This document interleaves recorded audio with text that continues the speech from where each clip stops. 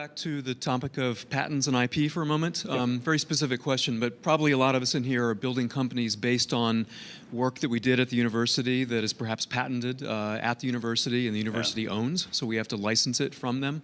I'm just curious on your thoughts about this. Is this sort of a red flag or problematic from an investor's point of view, or not so much?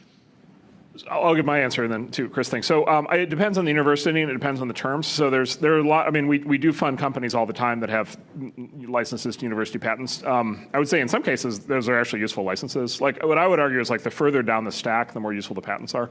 Like patents at the level of chips or at radios, can be, or I don't know, memory or something like that can be incredibly valuable.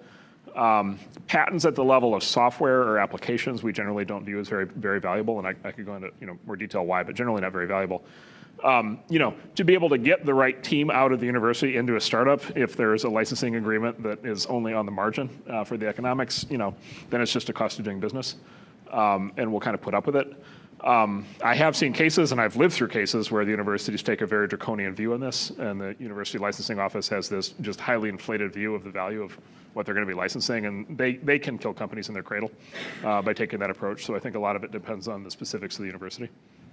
Yeah, I would just add, I think that some of the universities are doing themselves, we believe, a disservice by doing this, and are actually counterintuitively, to them it may be counterintuitive, but we think they're actually generating less revenue by asking for more. But it's such a counterintuitive argument that it's very hard to make. Nick McEwen from Nicera, actually, he spoke. I thought it was really interesting. I think it was 2 years ago at our Academic Roundtable, and he's a professor at Stanford.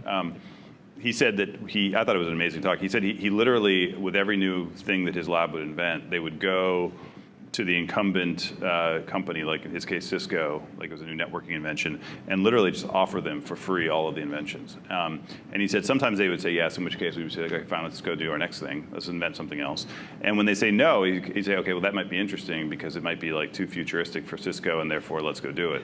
And apparently he said Stanford just let him do it and didn't. I don't know exactly how it works at Stanford, but it sounds, from everything I hear, I guess Dan you might know, but. You are, okay, so I think it's very liberal, is my understanding.